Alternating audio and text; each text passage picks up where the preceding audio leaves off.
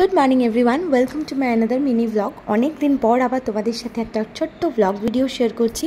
সকালবেলা ঘুম থেকে উঠে তো সমস্ত কাজ কমপ্লিট হয়ে গেছে, তারপর আমার না প্রচণ্ড খিদে পেয়ে গেছিলো। আমি তো ইউজুয়ালি সকালবেলা সেরকমভাবে হেভি ব্রেকফাস্ট করি না, শুধুমাত্র চা বিস্কিটই খাই, কিন্তু এত গরম পড়েছে না, চা খেতেও একদম ইচ্ছা করছে না।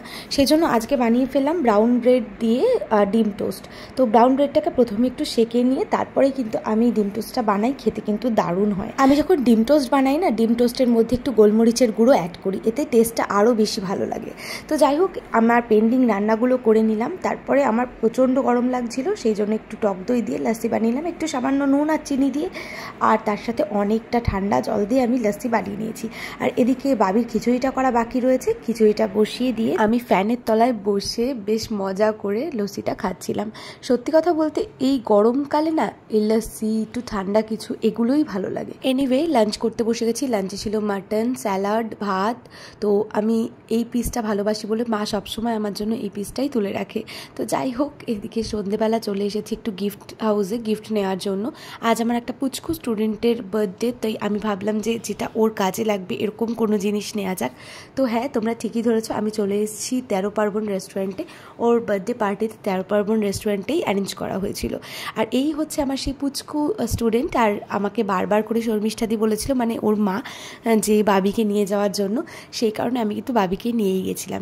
এখানে পৌঁছেই খেয়েছিলাম 1 কাপ কফি। আর এখানের কফিটা কিন্তু আমার বেশ ভালো লাগে, কারণ আমি সবসময় একটু স্ট্রং কফি পছন্দ করি। এখানের কফিটাও সেরকমই ছিল। কফি খেতে খেতে এই পুচকুগুলোর নাচ দেখছিলাম। এই পুচকুগুলোকে দেখছো না, এগুলো হচ্ছে সব তানভীর স্কুল ফ্রেন্ড আর কি।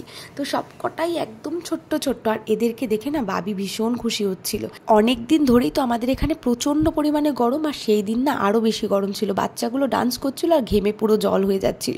একটা জিনিস খুব ভালো হয়েছে, সেটা হচ্ছে ওপেন জায়গাতেই এখানে কেক কাটিংয়ের ব্যবস্থাটা করা হয়েছিল, না হলে পরে কিন্তু আরও ভীষণ গরম লাগতো। তো যাই হোক, এখানে কিন্তু বাবি বারবার আমাকে এসে দেখাচ্ছিল, মানে ও বেলুনগুলো নিতে চাইছিল। এই সময় পর্যন্ত তো ঠিকই ছিল, কিন্তু তারপরেই হলো সমস্যা, মানে বাবি প্রচণ্ড বিরক্ত হচ্ছিল গরমের কারণে। তাই ভাবলাম কেক কাটিংয়ের পরে ওকে বাড়িতে দিয়ে আসি।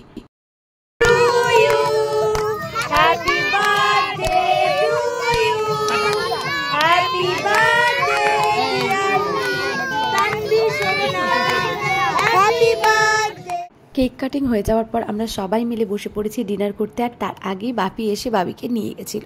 ডিনারের মেনুতে ছিল সস, ফিশ ফিঙ্গার, কেক। তো ফিশ ফিঙ্গারটা আমার এত ভালো লেগেছে, আমি পরে আরও একটা নিয়েছিলাম। আর তারপরে ছিল ফ্রাইড রাইস, চিলি চিকেন, যেটা আমার ভীষণ ভালো লেগেছে। আর বাড়িতে আসতে না অনেকটা রাত হয়ে গেছিলো, একটা আইসক্রিম খেতে খেতে বাড়ি চলে এলাম।